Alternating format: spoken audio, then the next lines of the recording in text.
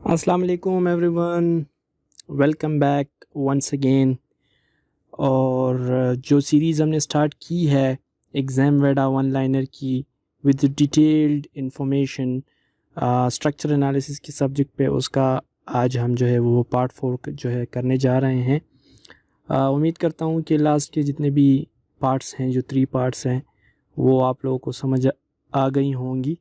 One thing I want to mention over here कि जो भी चीज़ें यहाँ पे हैं और जो चीज़ें मैं करवा रहा हूँ, तो उसको काइंडली आप अपने साथ नोट कर दीजिएगा। ऐसी चीज़ें जो कि भूल जाती हैं, तो उसको आप अपने साथ नोट करें, इसके प्रॉपर नोट्स बनाएं, ताकि एग्ज़ाम में जो है, एग्ज़ाम के दौरान जब आप रिवीजन करें तो आपको कोई इशू ना हो। ठीक है, चलो स्टार्ट करते हैं। बिस्मिल्लाहिर्रहमानिर्रहीम। आज part 4 and we have to start from the question number 33। अच्छा जी, व्हेन अ लोड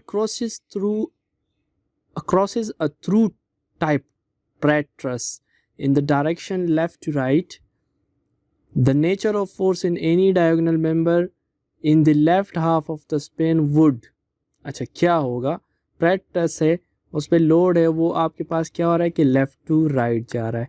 तो जो आपके पास डायगोनल मेंबर में आपके पास पहले कंप्रेशन होगी, लेकिन जब वो लेफ़्ट से राइट की तरफ जाएगा तो वो आपके पास चेंज हो जाएगी टेंशन में, फ्रॉम कंप्रेशन टू टेंशन, इसका आंसर है। इससे रिलेटेड चंद पॉइंट्स आप देख लें कि जो आपका जो प्रेट ट्रस है, प्रेट, इसमें जो आपका वर्टिकल मेंबर्स होते हैं ना, उनको वो एज अ स्ट्रट मींस जो कंप्रेशन मेंबर होते हैं जिसमें एक्सियल कंप्रेशन होती है, उन मेंबर्स को हम स्ट्रट बोलते हैं। तो वो एज अ स्ट्रट जो हैं वो बिहेव करेंगे, जबकि जो आपके डायगोनल मेंबर्स होते हैं ना, वो स्लोप्ड होते हैं टूवर्ड द सेंटर। ठीक है, ये थॉमस एंड कैलेब प्रेट ने ये ट्रस जो है वो प्रपोज किया था, डेवलप किया था। ठीक है, अच्छा, जो अंडर ग्रेविटी या अंडर जो डेड लोड्स होंगे ना, डेड लोड्स, तो उसमें जो डायगोनल मेंबर्स होंगे that would be in tension and vertical members would be in compression. ठीक है, डेड लोड की मैं बात कर रहा हूँ। और उसके अगेंस्ट आपका हू ट्रस्ट है, यानी हू ट्रस्ट बिल्कुल आपके जो प्रैट ट्रस्ट है उसका उल्टा है। अब डेड लोड्स में डायगोनल मेंबर्स टेंशन में होंगे और वर्टिकल मेंबर कंप्रेशन में होंगे, तो हू ट्रस्ट में डायगोनल जो है वो कंप्रेशन में हो जाएंगे और वर्टिकल आपके टेंशन में हो जाएंगे। तो ये एमसीक्यूज़ है, अपने साथ नोट कर लें। लेकिन अगर हम लाइव लोड की बात करें, तो लाइव लोड में क्या होगा कि इनिशियली जब आपके पास लोड लेफ़्ट हाफ में होगा ना, लेफ़्ट हाफ में, यही आपके पास क्वेश्चन में पूछा हुआ है, तो लेफ़्ट हाफ में अगर होगा तो डायगोनल मेंबर कंप्रेशन में होंगे, लेकिन जब लोड आपके पास राइट हाफ में जाएगा तो डायगोनल मेंबर टेंशन में आपके पास होंगे। अच्छा, question number 34, the number of independent equations to be satisfied static equilibrium in a space structure. अच्छा, ये इंपॉर्टेंट है, ये पॉइंट्स आप थोड़ा सा वो कर दें। स्पेस स्ट्रक्चर, ठीक है, तो ये आपके पास हैं 6 स्पेस स्ट्रक्चर, ये 6 हैं। ठीक है, अब ये थोड़ा सा आप देख लें कि प्लेन में 3 है, स्पेस में 6 है, ये ऑलरेडी मैं बता चुका हूँ आप लोगों को। Question number 35, which of the following is not a displacement method. तो ये कॉलम एनालॉजी मेथड है, क्योंकि कॉलम एनालॉजी मेथड आपके पास कौन सा मेथड है, एक फोर्स मेथड है, और इसके बारे में हम जो है पिछले जो पार्ट्स हैं उसमें ऑलरेडी डिटेल में डिस्कशन कर चुके हैं। थोड़ा सा रिकॉल करने के लिए देखिए, ये सारे डिस्प्लेसमेंट मेथड है, slope deflection, moment distribution, Kani's method, stiffness matrix method, Castigliano theorem 1, these are all displacement method.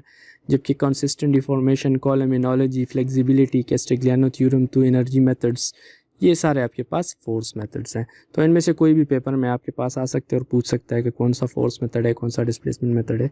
आपको ये चीज़ आपको पता होनी चाहिए। ठीक है, अच्छा जी, आई होप कि इधर तक समझ आ गई होगी। इसके बाद हमारा जो क्वेश्चन है वो है क्वेश्चन नंबर 36। अच्छा, which of the following of the structure analysis the displacement method. अच्छा, ये चीज़ तो हमने ऑलरेडी डिस्कस कर चुकी है, सो मेनी टाइम्स ऊपर भी मैंने डिस्कस किया हुआ है। ठीक है, तो ये देखें, ये आपका मोमेंट डिस्ट्रीब्यूशन मेथड है, बिकॉज मोमेंट डिस्ट्रीब्यूशन मेथड आपके पास कौन सा मेथड है, सा डिस्प्लेसमेंट मेथड, ठीक है। अच्छा, द कैरी ओवर फैक्टर, अच्छा वेरी वेरी इंपॉर्टेंट टॉपिक है, इसको आपने थोड़ा सा गौर करना है, इसको मैंने हर डायमेंशन से कवर किया हुआ है।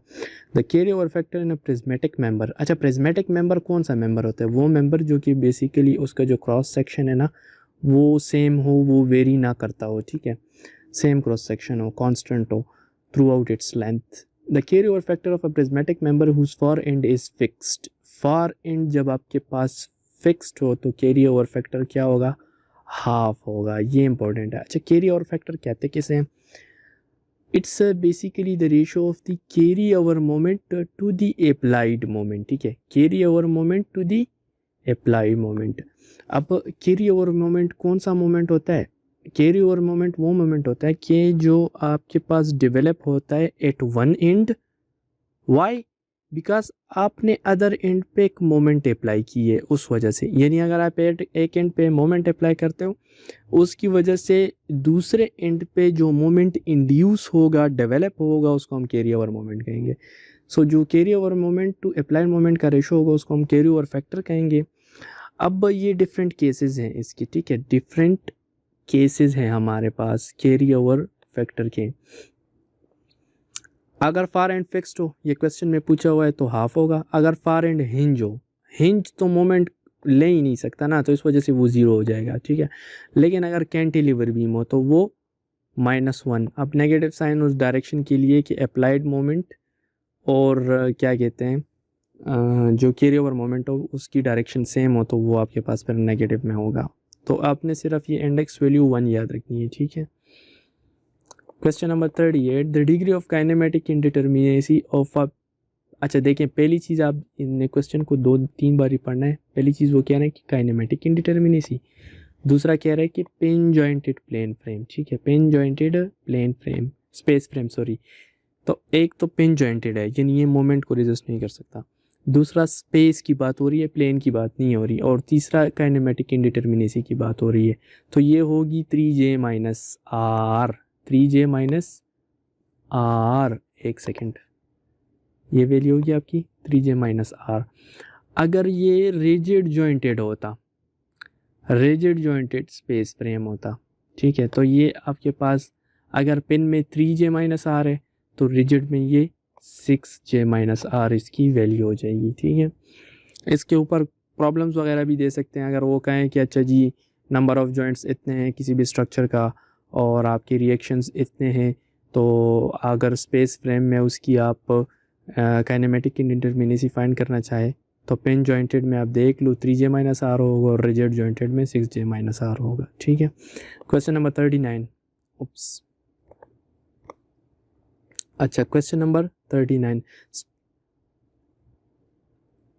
दी, अच्छा स्टैटिक, अच्छा the degree of static indeterminacy of a rigid jointed space frame, ठीक है, रिजिड जॉइंटेड स्पेस फ्रेम, लेकिन ये इसकी स्टैटिक इंडिटर्मिनेसी, अच्छा ये इधर उधर हुआ है, ये स्टैटिक इंडिटर्मिनेसी की बात कर रहा है, ठीक है। तो ये हमारे पास हो जाएगा 6m + r - 6j, ठीक है, 6m + r - 6j इसकी वैल्यू हो जाएगी। लेकिन अगर ये पेन जॉइंटेड स्पेस फ्रेम की बात करें स्टैटिक इंडिटर्मिनेसी का, तो फिर आपके पास होगा m + r - 3j। ये अब मैंने पहले पार्ट्स में बहुत एक ही जगह पे ये सारी लिखी हुई है, आप उधर से अपने नोट्स में लिख लें तो ये क्वेश्चंस आपके लिए इजी हो जाएंगे, ठीक है। Question number 40, Castigliano first theorem is applicable to, ठीक है।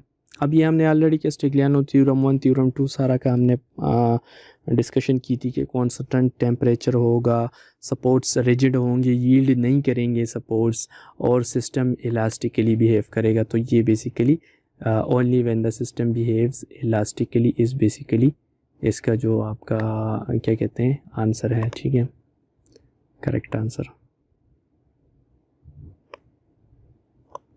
इलास्टिकली, ठीक है।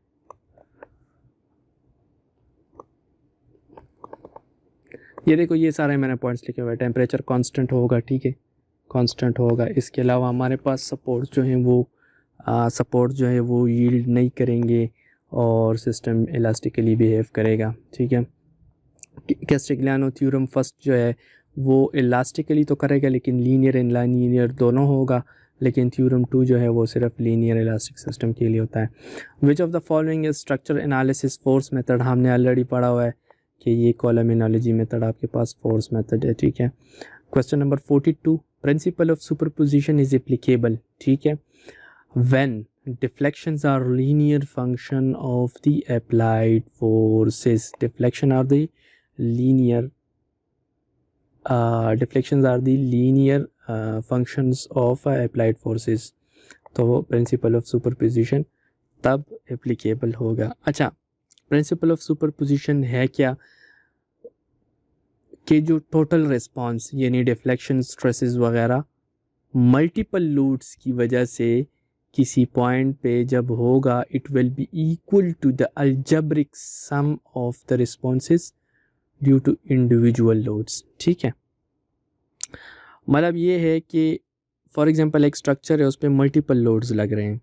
अब मल्टीपल लोड्स के कंबाइन करने से जो डिफ्लेक्शन होगा, जो स्ट्रेसेस होंगी, जो रिस्पॉन्स होगा, that will be equal to के आप इंडिविजुअली सेपरेटली एक एक लोड लगा के, जो सारे लोड्स लग लेते हैं ना मल्टीपल, वो आप एक एक लगा के उसकी डिफ्लेक्शन को कैलकुलेट करके उसको सम कर दो। तो ये बेसिकली प्रिंसिपल ऑफ सुपरपोजिशन कहता है, ठीक है। और दूसरी चीज़, ये प्रोपोर्शनल लिमिट तक वैलिड है। अच्छा, प्रोपोर्शनल लिमिट तक, रिमेंबर इलास्टिक लिमिट तक नहीं, प्रोपोर्शनल लिमिट, यानी जब स्ट्रेस स्ट्रेन बिल्कुल आपके पास लीनियर होता है, और इलास्टिक लिमिट वो जहाँ पे हुक्स ला यानी stress directly proportion to strain होता है, ठीक है। The effective and actual length of a cantilever are same if continuous at the support. अच्छा, ये बेसिकली ये देखिए, restrain against torsion at the support and free at the end. ये देखो, ये जो येलो है, ये एक पूरा टेबल मैंने बनाया हुआ, उसको आपने रीड कर देना है। तो इसमें यही है कि रिस्ट्रेन कंडीशन है कैंटिलीवर बीम के लिए, तो ये सपोर्ट पे और ये उसका जो एंड है या इसका टॉप है, और उसकी भी इफेक्टिव लेंथ जो आपका कम्प्रेशन फ्लैंज के लिए। तो ये बेसिकली पूछा हुआ है कि कंटिन्यूस विद लेटरल और टॉर्जनल रिस्ट्रेंट, ठीक है, और उसका जो टॉप या एंड है वो फ्री हो, तो ये आपके पास 1 होगा। उप्स, ये आपके पास 1 होगा, ठीक है। आई होप इधर तक समझ आ गई है। ये आप देख लें थोड़ा सा, तो आपको इस चीज़ का आइडिया हो जाएगा। ये भी इम्पॉर्टेंट है कि रिस्ट्रेन आपके पास जो सपोर्ट है वो रिस्ट्रेन है, लेटरली भी है, टॉर्जनली भी है, रोटेशन भी है ऑन द प्लेन, मतलब सारे रिस्ट्रेंट है, बिल्ट इन सपोर्ट की बात है। और आपके पास जो है वो लेटरल एंड टॉर्जनल के केस में देखें, टॉप एंड उसका लेटरल एंड टॉर्जन के केस में तो ये हाफ है इफेक्टिव लेंथ कंप्रेशन फ्लेंज का 0.5 यानी हाफ होगा। तो ये 2 इंपॉर्टेंट है, ये मस्ट आपने करने हैं, बाकी भी टेबल को आपने गो थ्रू कर लेना है, ठीक है। अच्छा, इसके अलावा question number 44, when a UDL uniformly distributed load longer than the span of the girder moves from left to right, then the maximum bending moment at the mid section of the span occur. अच्छा, ये whole Spain, simple सी बात है। ये देखो, इसमें ये एक question हमने पहले पार्ट में भी किया हुआ है कि जब यूडीएल स्पेन से कम होगा तब मैक्सिमम बेंडिंग मोमेंट का क्या सीन होगा। तब ये होगा कि आपने लोड स्पेन पे कुछ इस तरह डिस्ट्रीब्यूट करना है कि जो सेक्शन है ना, वो आपको आपका जो लोड और आपका जो स्पेन है ना, वो इक्वली डिवाइड करे। तो उस केस में ये होगा। लेकिन इस केस में जब वो स्पेन से आपके पास लॉन्गर हो यूडीएल, तो फिर आपने होल स्पेन पे ही मैक्सिमम अप्लाई करके आपको मैक्सिमम बेंडिंग मोमेंट की वैल्यू मिलनी है। Question number 45, for a single point load W moving on a symmetrical 3 inch parabolic urge. अच्छा, 3 इंच पैराबोलिक अर्च की बात हो रही है, ठीक है। स्पेन लेंथ है, सैगिंग मैक्सिमम सैगिंग मोमेंट जो है ना, उसकी वैल्यू क्या होगी। ये इसका रिलेशन है लेंथ थी। अगर आप ये देख लें, इसमें x की वैल्यू गिवन है, WL² सब गिवन है, तो मैक्सिमम बेंडिंग मोमेंट आपके पास आ जाएगा, ठीक है। लेकिन इसको आपने डिफरेंशिएट करना है विद रिस्पेक्ट टू x और उसको 0 के पुट करना है, तो आपके पास 0.211 टाइम्स L आ जाएगा। एज इट इज़ भी आप याद कर सकते हैं, और अगर इक्वेशन याद करना चाहें तो उसको भी आप कर सकते हैं। Question number 46, if in a rigid jointed space frame, already ये चीज़ हमने पढ़ी हुई है, लेकिन अगेन ये क्वेश्चन आ रहा है तो आप थोड़ा सा फिर भी देख लें। रिजिड जॉइंटेड स्पेस फ्रेम है, ठीक है। कंडीशन ये है कि 6m + r is less than 6j, members, support reactions and joints for J, ठीक है। तो अगर ये 6m + r लेस हो, देखो मेंबर्स और रिएक्शंस जो है ना वो आपके पास लेस है देन द जॉइंट्स। तो अगर लेस है तो डिफिशेंट उसकी बात हो रही है, तो डिफिशेंट में वो क्या होगा, अनस्टेबल केस है, ठीक है। अगर ये बराबर है तो वो आपके पास स्टेबल एंड डिटर्मिनेट स्ट्रक्चर होगा, यानी परफेक्ट फ्रेम है। और अगर ये ज़्यादा है तो फिर ये रिडंडेंट स्ट्रक्चर है, यानी स्टेबल तो होगा, ज़्यादा है ना मेंबर एंड रिएक्शंस, लेकिन चूंकि ज़्यादा होने की वजह से वो आपके पास इनडिटर्मिनेट स्ट्रक्चर बन जाता है, ठीक है। Question number 47, in a moment distribution method. अब ये एक स्ट्रक्चर मेथड है, मोमेंट डिस्ट्रीब्यूशन मेथड हमने ऑलरेडी पढ़ा हुआ है कि ये एक डिस्प्लेसमेंट मेथड है, एक फोर्स मेथड नहीं है, डिस्प्लेसमेंट मेथड है, moment distribution method. The sum of distribution factor of all the member meeting at a point is always, ये 1 के बराबर होगा। वेरी वेरी इंपॉर्टेंट, ये आप थोड़ा सा देख लें। मोमेंट डिस्ट्रीब्यूशन, जो डिस्ट्रीब्यूशन फैक्टर्स होते हैं, डिस्ट्रीब्यूशन फैक्टर्स के बारे में थोड़ा पढ़ते हैं और मोमेंट डिस्ट्रीब्यूशन मेथड के बारे में भी थोड़ा सा पढ़ते हैं। Moment distribution method Hardy cross method, very very important, paper में आ जाता है कि इस हार्डी क्रॉस मेथड जो है ये इसका दूसरा नाम मोमेंट डिस्ट्रीब्यूशन मेथड है और ये एक डिस्प्लेसमेंट मेथड है, ठीक है। और इसमें पॉइंट ये है कि हमने इस मेथड में ये करना है कि हर एक जॉइंट को हमने ज्यूम करना है कि वो क्या है, फिक्स्ड है, joint to be analyzed is fixed. तीसरी चीज़, ये स्टैटिकली इनडिटर्मिनेट स्ट्रक्चर के लिए ये मेथड यूज़ हो रहा है, ठीक है। और इसमें जो कंडीशंस हैं, मतलब कब तक हमने ये अप्लाई करना है कि जब तक इंटरनल मोमेंट्स जॉइंट पे वो आप डिस्ट्रीब्यूट करते जाओ अनटिल एंड अनलेस जो आपका जॉइंट है ना वो रोटेट हो के वापस अपने फाइनल पोजीशन पे आ जाए, ठीक है। अब इसमें दूसरी चीज़ हमने पढ़नी थी, डिस्ट्रीब्यूशन फैक्टर क्या होता है, ठीक है। जिस तरह हमने कैरी ओवर मोमेंट का वो जो कैरी ओवर फैक्टर पढ़ा था, इस तरह डिस्ट्रीब्यूशन फैक्टर भी है, तो ये इंपॉर्टेंट है। It is the ratio of the stiffness of individual member to the total stiffness of all members meeting at a joint. कोई भी एक जॉइंट है उसके साथ मल्टीपल मेंबर्स कनेक्टेड हैं, ठीक है।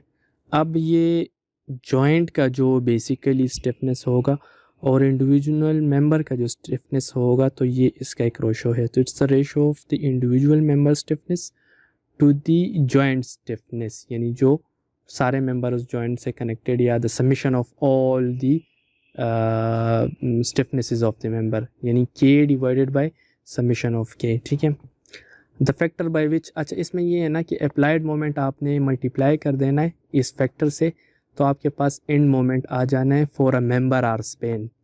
जो कैरी ओवर फैक्टर था ना वो जॉइंट के लिए था, मतलब एक जॉइंट पे आप मोमेंट लगा के जो उसका कोरेस्पॉन्डिंग फार एंड या फार जॉइंट होगा उस पर कितना इफेक्ट होगा या कितना डिस्ट्रीब्यूट होगा, तो वो कैरी ओवर फैक्टर है। लेकिन जो हमारे पास ये वाला है तो इसमें हमारे पास जॉइंट पे लगा के जो उसके साथ मेंबर या स्पेन टच है वो कितना वो लेगा, मोमेंट लेगा, तो ये डिस्ट्रीब्यूशन फैक्टर है। फिक्स सपोर्ट के लिए 0 होता है, हिंज के लिए ये 1 होता है, ठीक है। स्टिफनेस की डिफिनीशन देख लो, फोर्स और moment required to unit displacement या रोटेशन को प्रोड्यूस करने के लिए कितना फोर्स या मोमेंट रिक्वायर्ड है, उसको हम स्टिफनेस की डिफिनीशन करते हैं, ठीक है। और डिफरेंट मेंबर के लिए डिफरेंट स्टिफनेसेस की वैल्यूज़ है, ठीक है।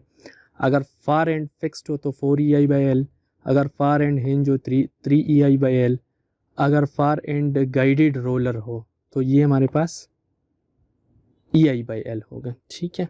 और अगर फार एंड फ्री हो तो स्टिफनेस आपके पास 0 होगी। तो ये डिफरेंट स्टिफनेसेस की वैल्यू भी है।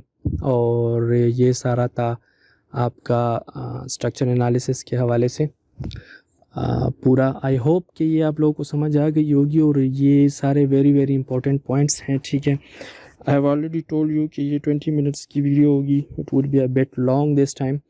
और आई ट्राइड कि हर एक MCQs से रिलेटेड जितनी भी इंफॉर्मेशन है, कॉन्सेप्ट है, मेथड है, वो सारा मैं एक्सप्लेन कर सकूं ताकि आपको समझ आ सके। इससे रिलेटेड किसी को कोई मसला हो वो कमेंट में पूछ सकते हैं, व्हाट्सएप नंबर भी है उस पर रब्ता करके आप पूछ सकते हैं।